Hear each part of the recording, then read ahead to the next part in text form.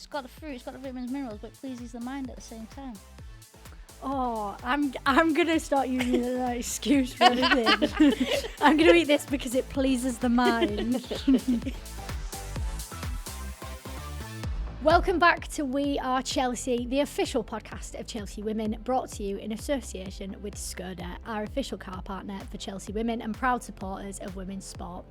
I'm Em Wallbank, and today we've got a slightly different episode for you because we're heading behind the scenes at CFCW. We're joined by two very important members of the backroom team, the team chef and the team nutritionist. We're going to be chatting all about the life behind the scenes at an elite football club and the role nutrition plays. This is We Are Chelsea with Jodie Smith and Jodie Redgrave. Well, first of all, welcome to the pod. Thank you. Thank you for joining us. It's so fun. The players often mention the people behind the scenes at Chelsea, but the fans don't necessarily get the chance to get to know you all the same. So I'm really excited to have you both on and give all the fans a little insight today. What's the season like for you guys? Like, talk us through what that looks like A to B and where you're sort of at now. And Long. It's chaos, to be honest with you. Yeah.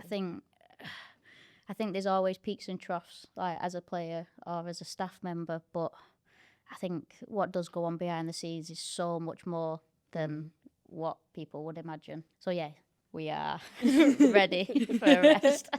Even when you speak to your family, like your family members, and you tell them just like your day or like your week, and they're like, they don't realise, I think, what goes into just feeding people on a day-to-day basis or nutritionally, like. well, the team is so much more than what you see on the pitch. Like, there's so many of you.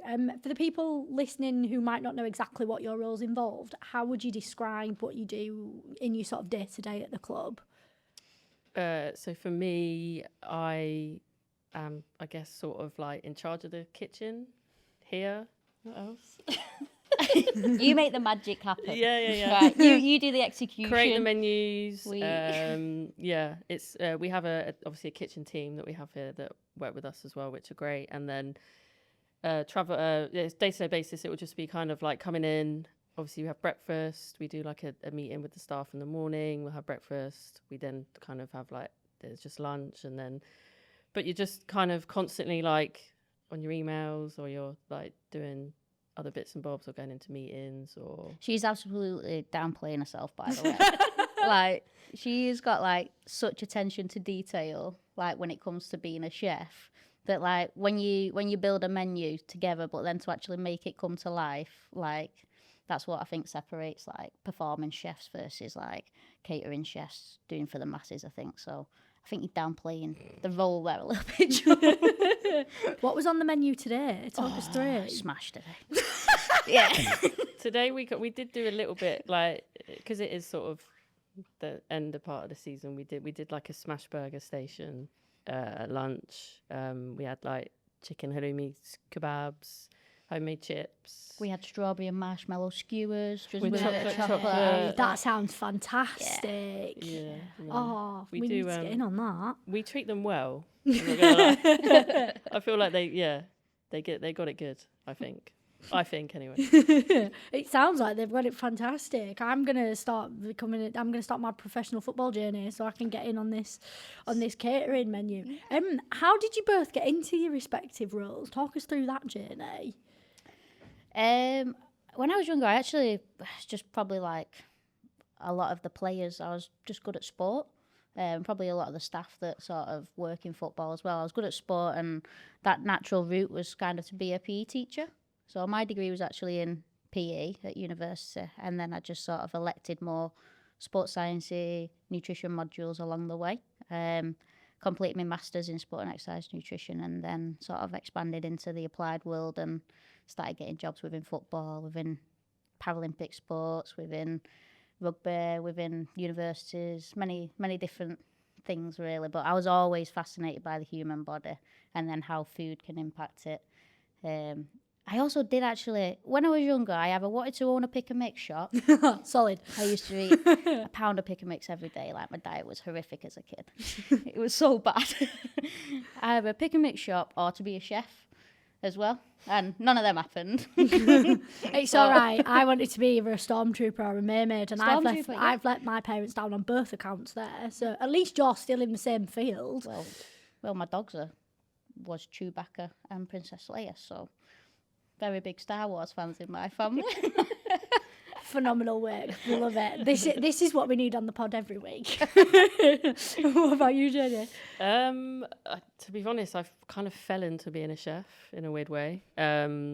Again, growing up, I was sporty, played football and all that kind of stuff. Never quite made it, obviously. But I was just working in like a friend's pub, family pub, and just kind of fell into like getting into chefing. I liked the kind of being in a kitchen, the atmosphere, the vibe, and all that kind of stuff. And then, yeah, just through kind of people that you know, I then fell into football. And I've been working in football now for like 10 years, 10, 11 years, men's and women's. And just kind of, yeah, crept up the ladder slowly but surely. And now, obviously, here. You get to know.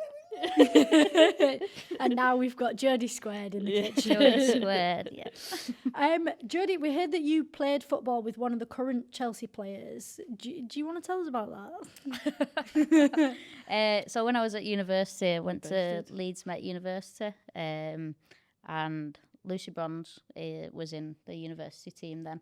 So yeah, I was reminiscing with her actually at our end of season party the other night. What a small world! Yeah, I know. Well, she actually lived next door to me for a time. So yeah, but when I joined Chelsea, I remember looking at her and I was thinking, I wonder if she recognises me, because it's been quite some years and we've still got like mutual friends. And a couple of weeks later, she was like, "Where did you go to uni?" And then I told her and she went, "No way." She's like, she thought she knew she'd recognise my face, but couldn't picture where it was. So yeah, it's quite nice. It's nice to come sort of full circle in football. So yeah. Yeah.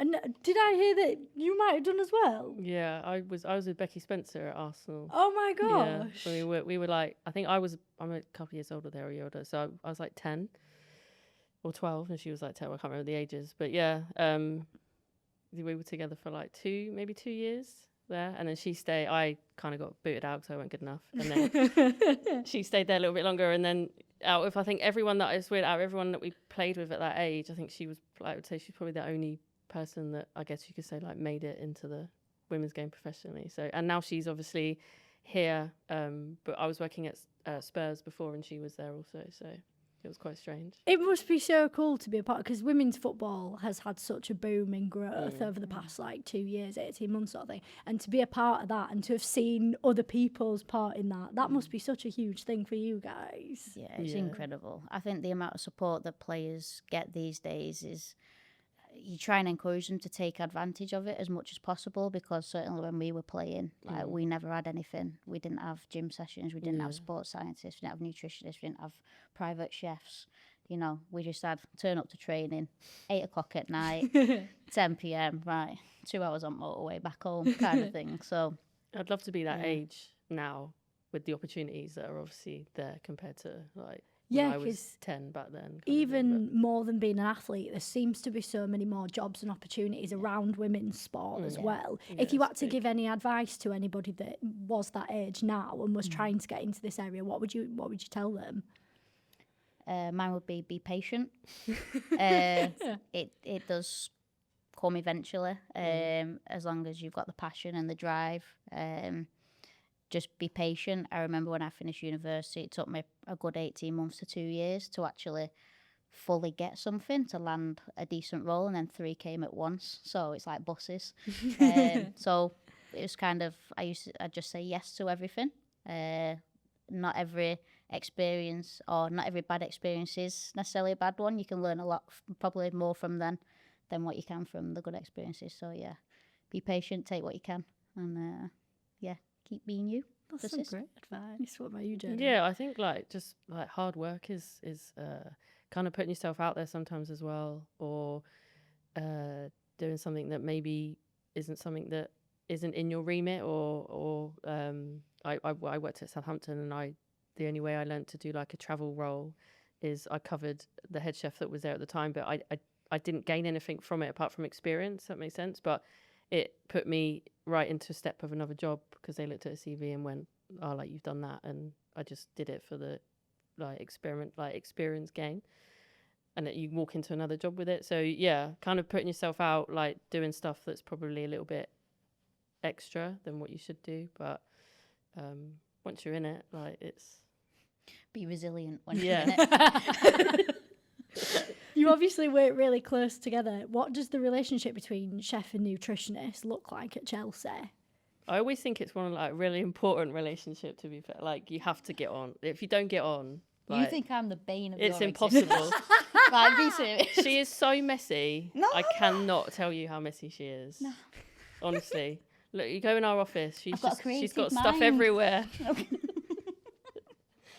I think we balance each other like well in a way, in that sense. But you have to have a good relationship. It's probably the most important role Yeah. for us, you know, if Yeah. you're working with a chef who's not willing to go that extra mile for you, or not willing to listen to suggestions, or are unable technically to apply performance onto a plate, it can be really challenging, and we've seen what can be done, and I guess now we're excited to see what we can do again next season, aren't we? Yeah.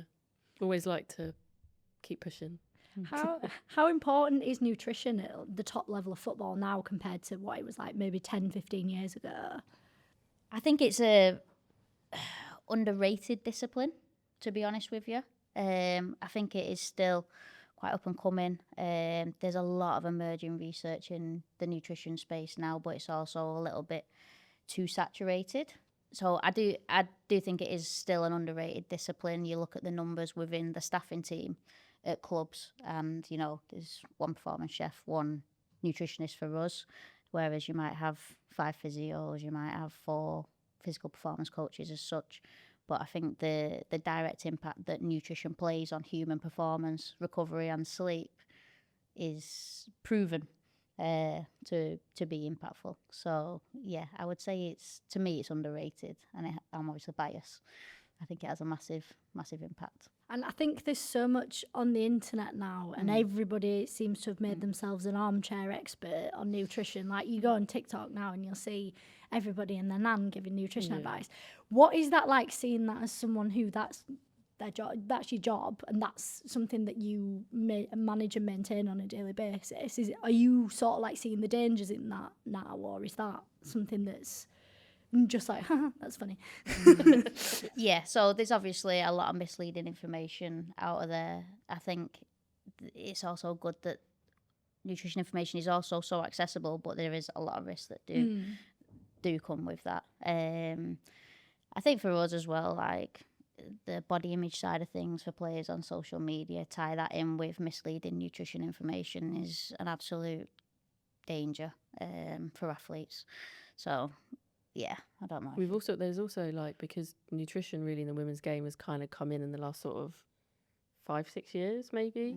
So we've got a lot of players that have obviously played for a long time that are kind of like, well, this is how I've done it for years, like, and kind of that, well, that I know how to do this, I've done this for this long, what difference is it going to be now? But no, like, and yeah, you get some people that I guess get a bit sort of in their ways, but no, like, I think as a group of players, they're all very like attentive with and ask questions and always want to.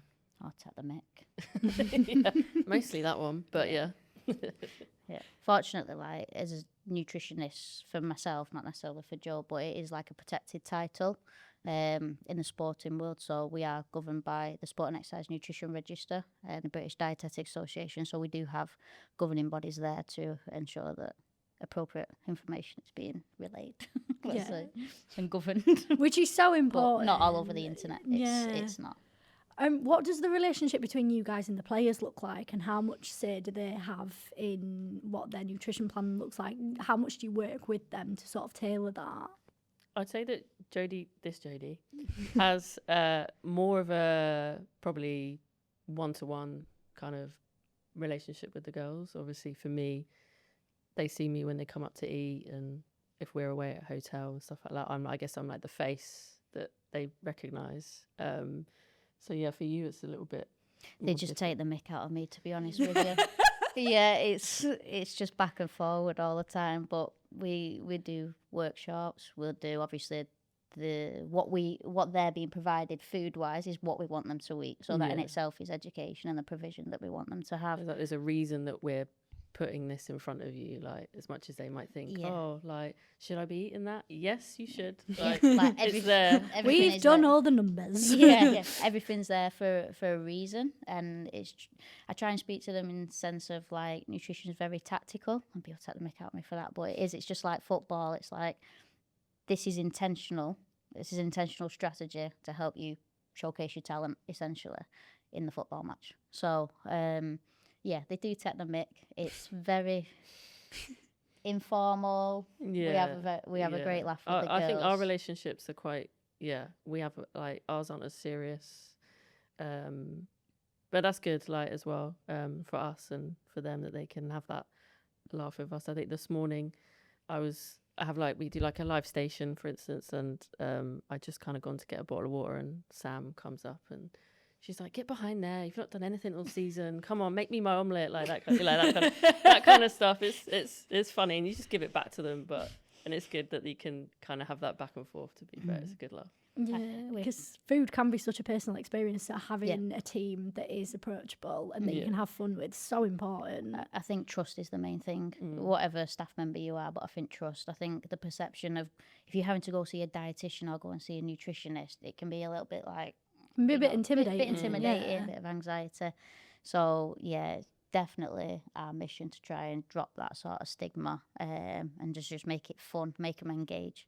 So I did workshop a few weeks ago, and I played Never Have I Ever in it, but I did it related to nutrition, some little personal stuff, obviously, get the crowd going, but then related to nutrition stuff. So now, I was going to say, is there anything juicy come up there? but now, so at like a half time, I'll make these, we call them fuel bombs. And basically, I was like, stand up. If you don't drink, you fuel bomb at half time. So now Kira Walsh every week is always like, stand up. If you're not drank, you fuel bomb. That's so lovely to hear, though, that you have that fun with them.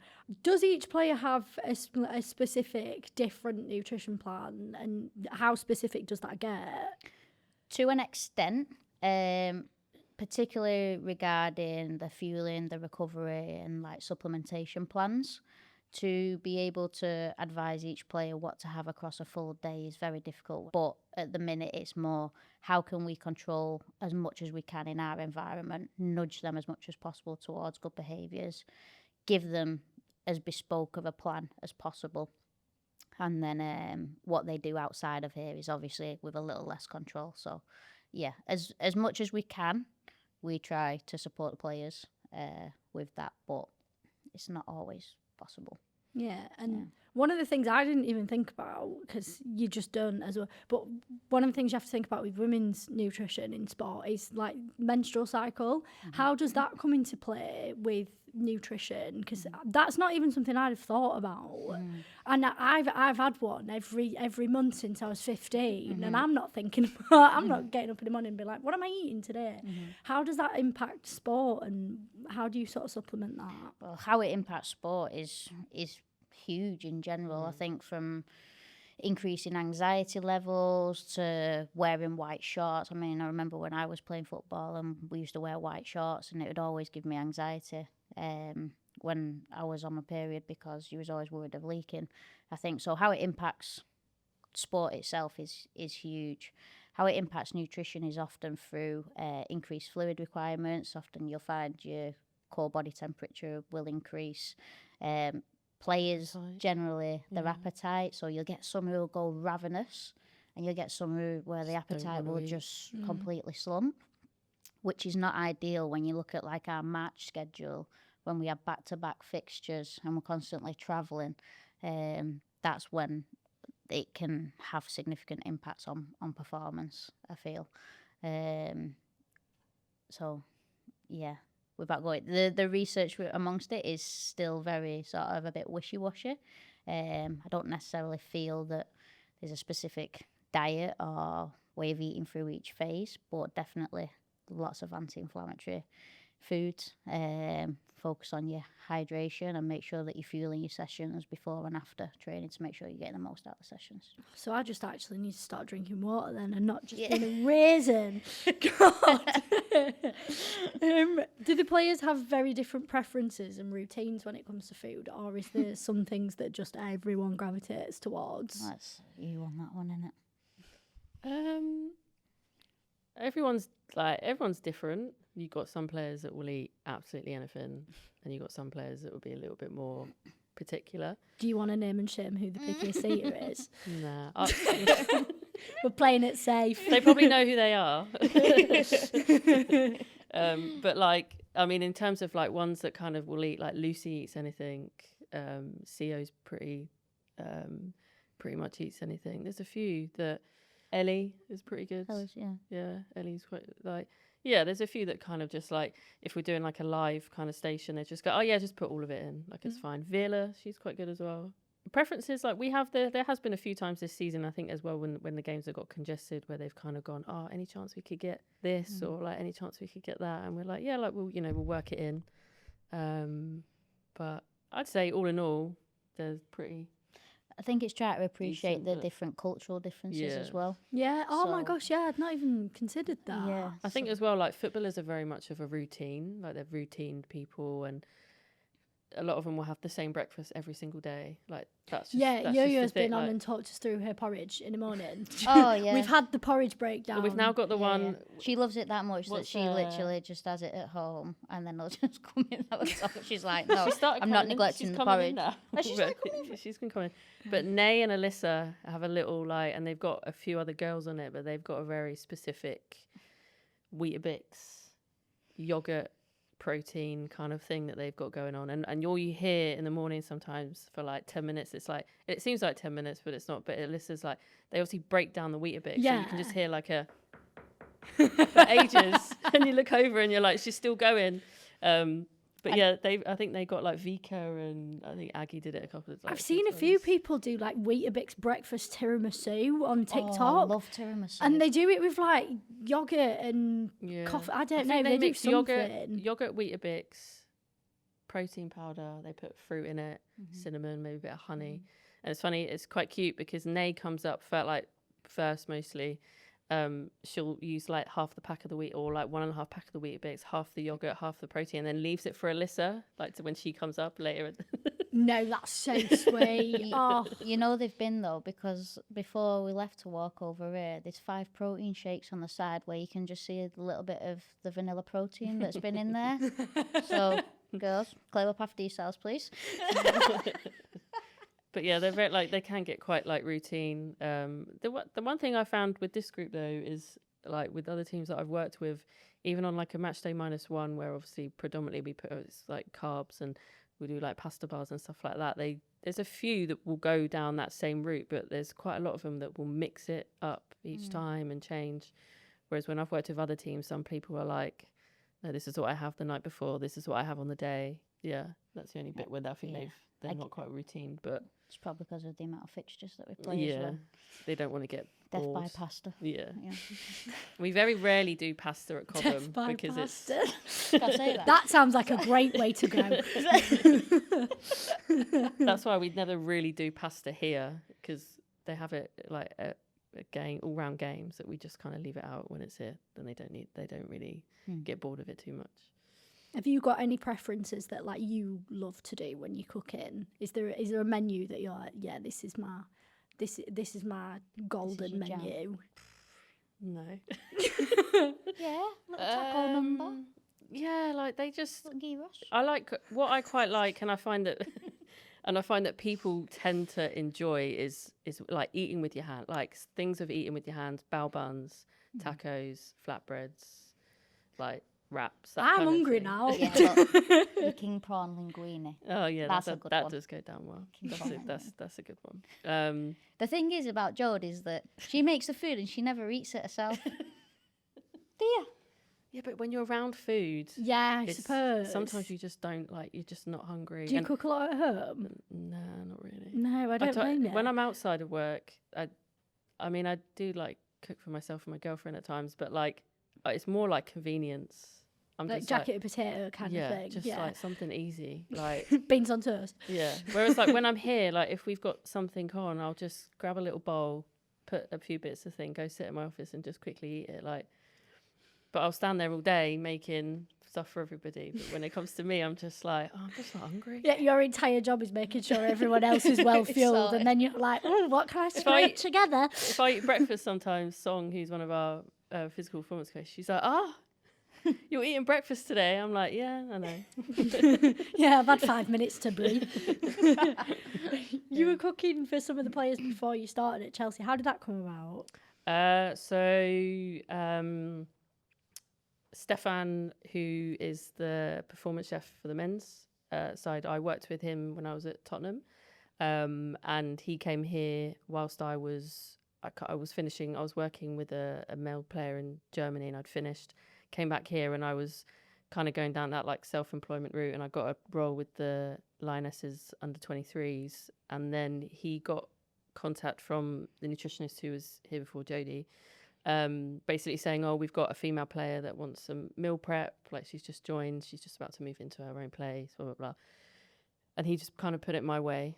When that was where it kind of all started. That was with Lucy, and then girls just kind of like saw it. Obviously I was kind of putting things on social media and things, and then girls were asking her about it, and I think I ended up, she was one of the real regulars. I did Erin quite a lot. Kira was on it a little bit. I did stuff for Nay, did a couple of bits of Myra. Yeah, it just kind of went from there. Really started with one and then just went to more. But yeah, and then ended up here full time. That's so good, because we obviously touched on some of the inconsistencies with social media, but how big is social media for something like what you do? Because I imagine that's how you sort of reel them in a little bit. Yeah, it was. It's like a virtual CV, isn't it? It's like it was crazy because look at my linguine.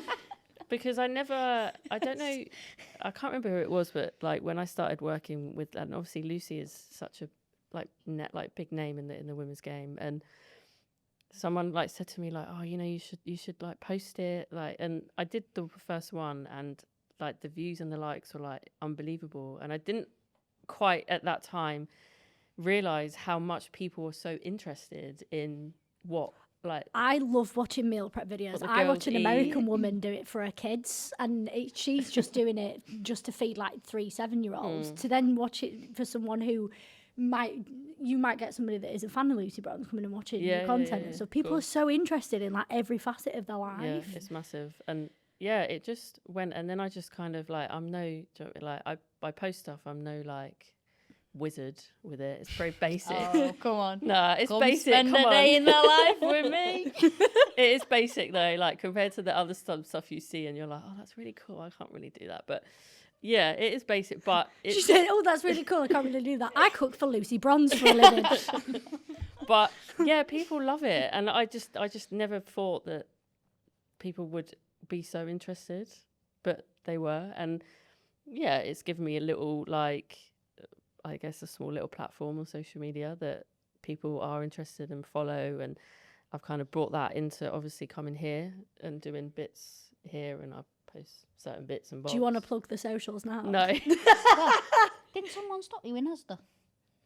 No, that was a while ago though.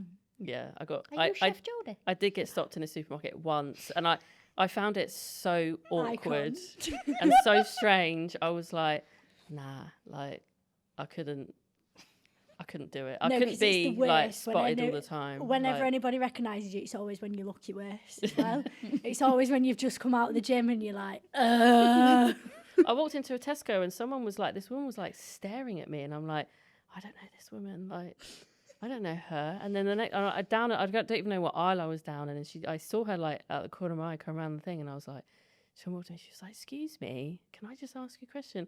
Are you the chef that cooks for the Chelsea girls? I was like, yeah. Yeah. Yes, I'm interested. Yeah. Thank you. Strange. Like, it's just an awkward feeling, like when it's something that you're not like, used to. It's an awkward sort of like, oh, don't know how I feel about that. But yeah. It's the first time we've had a celebrity chef on the show. I'm quaking. This podcast is brought to you by Skoda, the official car partner of Chelsea Women and proud supporter of women's sport. It's football season, it's time for after-work training, muddy boots and early morning weekend games. Whether you play five-a-side after work, cheer the kids on from the sidelines on a Saturday morning, or gather with your mates to watch the big leagues every weekend, Skoda is the perfect companion for your everyday adventures. Skip around town in your all-electric Enyaq or give the squad a lift home in the 7-seater Kodiak. There's something in the range to suit teams of all shapes and sizes. But don't just take my word for it though. Search the Skoda range today to jump in and see for yourself. Have you noticed players becoming more interested around nutrition in recent years? Because you were saying it is now more researched and more talked about than it has been. Is it something that they're a lot more mindful of? I think some are quite old in the tooth. I don't want to say they don't necessarily care, but like Jodie was saying earlier, they've had the routines for 10 plus years. They know what suits them. It might not necessarily be the best to take them to another percentage level, but then it's also a case of people like familiarity and comforts and sticking to what they know. They're very much creatures of habits, footballers. So I think you've got a certain group who are probably there, and then you've probably got a growing group who are interested in asking about gluten-free diets, vegan diet, plant-based diets. Any with allergies and intolerances, you often find generally have a bit more of intuition towards nutrition just because sometimes they have to. But yeah, I think so. And I think it's hard to escape it, like with social media, as you say.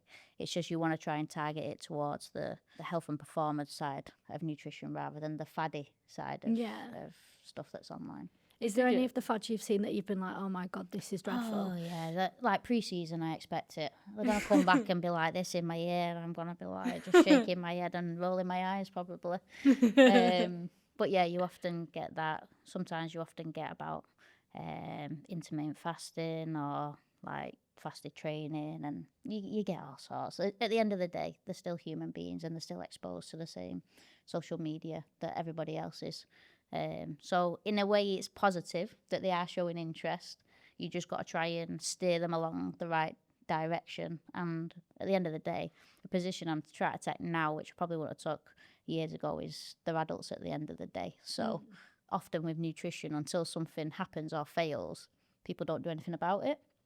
So it's good for them to learn themselves, I think. Yeah, because we all do it. Nobody takes anything seriously until you hurt yourself or get ill.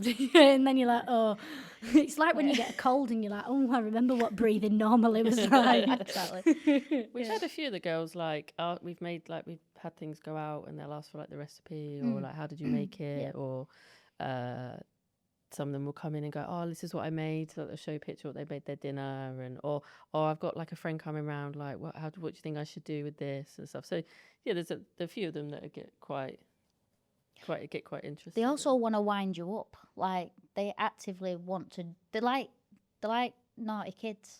It's like we're the parents, and they want to do everything but what we say to them. Sometimes, like, they just want to keep you on the toes as well. So, yeah. Right, we've got some quick fire questions for you, and I just want you to give me the first answer that comes to mind. Are you ready? Yeah. Sweet or savoury? Sweet. Oh, there was no hesitation there. What's your go-to sweet treat? Oh, just chocolate. I'm a sucker. Right, Absolute sucker. hard for an 8. Yeah. Do you know what I had last night? I had a bit of tiramisu gelato. Did ya? Yeah. Oh, Aldi. that feels like Italian prime, that, doesn't it? Tiramisu gelato. Yeah. That's right. I just went for it. That was the first thing that was on my mind. I like it. Coffee or tea? Tea. Neither. Neither. What's your beverage of choice? Just drink water. Coke Zero. Or Coke Zero. Coke Zero. I'm just not a hot drinker. Like, I just don't. I'm with you on that. I am with you on that. What's your go-to meal recommendation before a game? Depends on the time of kickoff. Stir fry. Stir Fajitas. Pasta. Death by pasta. I like it. What about afterwards? Very similar. Yeah, it's carbs that they need. So, but it's more of a. We try to make more street. I can eat a whole loaf of focaccia after doing exercise. We try to make a bit of like street food vibes, don't we? On the coach, especially on away games. Back, Yeah. So like Vietnamese rolls. And or we've done like loaded potato wedges with like halloumi, Yeah. chicken, and all that kind of stuff. Oh, Yeah. I went into Loaded the wrong career. nachos. I'm saying that like I had the option to go into women's football. Absolutely not. What's the most underrated healthy snack? It's not quick fire. We're gonna have to cut this silence, otherwise there's gonna be nobody's Hello, gonna buy into darkness, eating my it. old friend. Most underrated Underrated. healthy snack. I can't get Toblerone out of my head. I'm the wrong person. to Strawberry and answer marshmallow skewers. That we had today. Yeah. Got a bit of everything. this. A little bit of everything, because it's about balance, isn't it? Mm. It's about balance. We like it. Depends on the context. What you're classing as alpha. Nutrition is tactical, isn't it? I told It you, it is, serves a yeah. purpose at that given time. And strawberries and marshmallows, it's got a bit of carbs going on. It's got the fruit, it's got the vitamins, minerals, but it pleases the mind at the same time. Oh, I'm gonna start using it as an excuse for everything. I'm gonna eat this because it pleases the mind. Is it going to impact my health in that given moment? No. Oh yes, probably not. this family size ice cream sundae pleases the mind. That's what I want. Why do you want it? It pleases the mind. One food that every athlete should have in their diet. This is less quick fire and more medium fire. just carbs. Yeah, I was Just going to say carbs. carbs. You can't There's say such a meat s- because then plant-based people get Yeah. offended. There's and obviously- you can't say there's- plant-based because meat. There's a known Carbs. stigma, isn't there, around female athletes and carbs? But I think there's just a stigma around women and carbs because they were villainised for so long. Yeah, exactly. In like magazines and stuff, because I remember growing up and hearing, "Oh, I'm not doing carbs this week," and that was just like a normal thing to hear. But like, you need carbs to exist, yeah, Yeah. and that's quite scary that that's the we information obviously that's it's out pushed there. more around the day before a game, the day of a game, and after a game. Like that's when we. It does transpire though, like the athletic population, that still transpires into them. Those like, don't know what you call them, the stigmas though. So they do still face them issues. So I'm not getting enough carbs in often, and us constantly having to tell them you need that to physically go and perform on the pitch. PSA from the Chelsea Nutritionist: eat your carbs. Yeah. Everyone must eat their carbs. If you had to eat one meal every day for a month, what meal are you choosing? Curry. Oh yeah. That's a What good one. curry? Talk us through. Quite like a chicken curry. Right? Yeah. What sides? We're gonna go poppadoms. Get a We're little getting specific. This is real journalism, hard hitting. Lamb boona, poppadoms. chicken boona. Are you thinking about my booners? Yeah. Full works. Garlic naan, garlic and coriander naan, poppadoms, chutney tray. You know, that sweet red sauce that you get in a curry house with then the mint yogurt sauce. Oh yeah. It's I like was not hot expecting to leave this podcast Yeah. starving today. What about you, Yeah, Jodie? no, I do like. To be fair, curry. I reckon I could eat curry.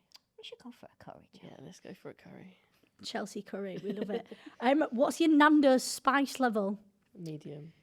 Medium. There was no hesitation there. Absolutely none. We did have a debate on here. I think it was with Nay and Alyssa about Nando's being a date spot. Where do you stand on that? A date spot. Yeah, like, Oh, can you go to Nando's on a date? I think so. I think I actually have done in the past. I feel like I have as well. Are you Northern? Yeah. Yeah, that's Can you why. tell? Yeah. Because I know. Because when I've wouldn't said do it it- to my Northern friends, Yeah. they're like, yeah, that makes sense. And then you say it to anybody else that's not Northern, they're like, no. Yeah. Yeah. Yeah. I probably wouldn't do it now that I'm a southerner. I'm not a southerner, actually. I'm not a southerner. Nando's were posh when I was growing up. Nando's is where you went when you'd got good pocket money. So Yeah. Nando's was a date spot, as was Frankie and Benny's. Yes. And they play the music for you. Yeah, they do. Yep. They sing happy birthday. Yeah. Yeah. Then did it advance to Chiquitos? Or was it? See, TGI. Chiquitos TGI's did it were on the old liquidation when I were. Yeah. There were less and less of them. We just started getting the Wagamamas Yeah, the Wagamamas, yeah, they came and took because I over. thought Wagamamas were posh until about 18 months ago. Yeah, then Five Guys. I think I've been to Wagamama's once. No. Wow. Yeah. There's a lot of carbs at Wagamamas. Good old noodle situation. They do a nice ramen. And you know what? You get free green tea. You do? Yeah. I don't drink tea, so No. look wasted. That is true. It's lukewarm. Yeah, if it's hot you're concerned about, it does come out tepid.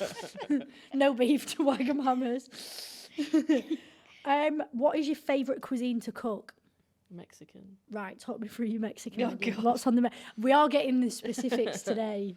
No, I just like Mexican. I think you can be so. There's just so many different. Like, you know, like in Indian, it's curry in it, and it's just. But like with like Mexican, you've got taquitos, tacos, quesadillas, enchiladas, burritos. Like, there's just so many different. I am ravenous. Like, absolute, my stomach's going. And this lot love tacos. Yeah, they love a taco. Are you a hard taco or a soft taco? I do prefer soft.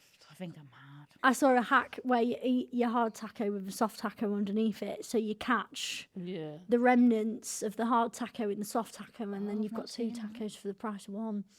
I've seen that before. Yeah. Great hack. Does work. Can confirm. Does it mop up the juice as well? It does. Yeah. It does. Like the That's Yorkshire the pudding. issue, isn't it, with the hard one? Is it just seeps out the end? Yeah, and then you yeah, just and then gotta- you end up wearing it. Yeah. You can't wear white. No. Because otherwise you will be covered in it. It's just not fun, is it? What are some really simple habits that people can start building that actually make a difference into their nutrition, into their cooking, to sort of spice things up a bit? What tips are you giving people? I think one is like the earlier you start, then the more success you're probably going to have with the habit. So like if it's not within your family's nature or culture to sort of have everyone cooking together, eating together, actually eating a meal together at a table instills a lot of good habits and positive relationships. That's well with food. wholesome. Yeah. So like so I think like that gives people an appreciation for food and the social side of eating together. I think that can then positively influence habits. So the earlier you start that, then the better, in my opinion. I love that. I think you've got to, I say to the players, you've got to try and make habits attractive, and you've got to make them habits which you want to engage with, whether it's, and you've got to make them easy. So you've got to almost put things in front of the players, hence why we nudge them in our environment. But make it as obvious, attractive, and as easy for you to succeed. Then that's If the it way. pleases the mind. Yeah, yeah. But the more you do it, then obviously that's how a habit is formed. Is by repeating the action over and over again. So if it's leaving your pills out on the side, pills by I mean general supplementation. Let's just have that clear. You know, your omega-3s, your We're vitamin talking D. vitamin B. Right. Your protein powder. Just have it somewhere obvious. Dress it up if you want to put it in a smoothie, as an example. That's going to make you drink it. So yeah, that's what I'd say. That's delightful. What about you, Jodie? I think obviously a lot of people nowadays kind of will say that they don't have the time and stuff like that, but that's where like things like meal preps are.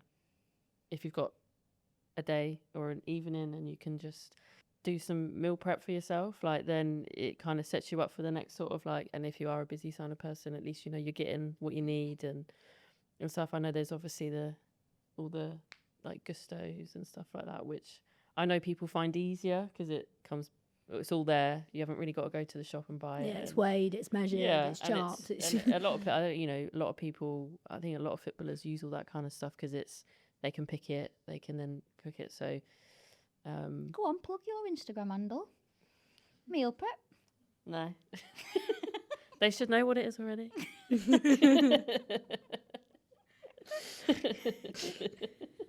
I like it. It's Beyonce, no last name. If you could give one piece of advice to anybody wanting to work in elite sport behind the scenes, what would the advice be?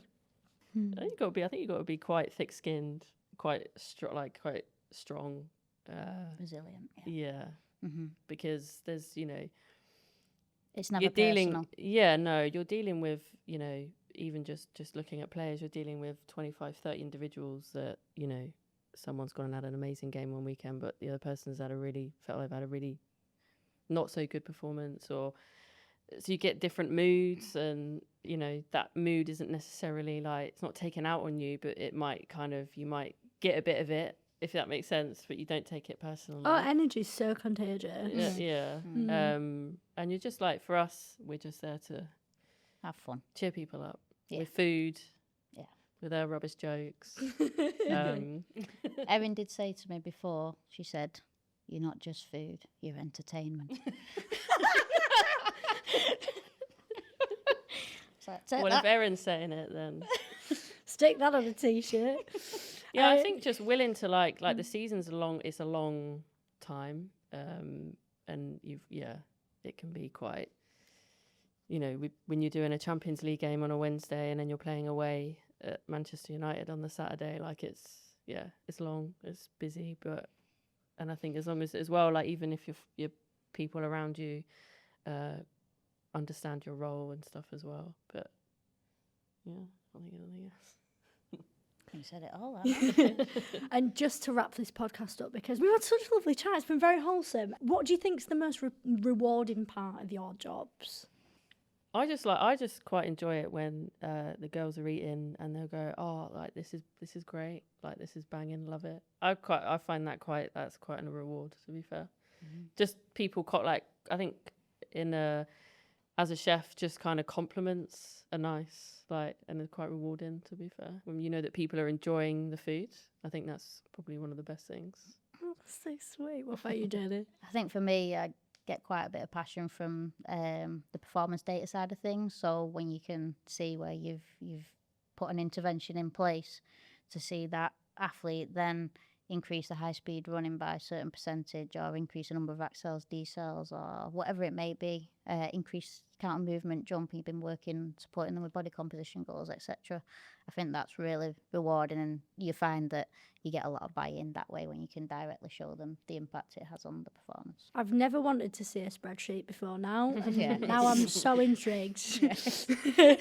Well, thank you both so much for joining us. It's been genuinely lovely to get to chat to some of the behind the scenes at Chelsea. And enjoy your summer break. Have you got any plans? Yeah, I've got a couple of holidays. Where are we going? Mallorca and Nice. then the Dominican Republic. Oh, lovely. Yeah. Jodie, what are you up to? Driving to the Dolomites. Got a As you camper. do. Yeah. Very random. Top gear. Two I very like it. different Yeah. holidays. Yeah. Pop off. I like it. So that's me how I'm getting there. In my camper van. No, I don't know the route. Well, thank you both so much. That was so fun. Thank you. Thank you for listening to We Are Chelsea, the official podcast of Chelsea Women, brought to you in association with Skoda, the official car partner for Chelsea Women and proud supporters of women's sport. Remember, if you want to get involved in the podcast this season, comment below your whistleblower stories and any questions. See you next time.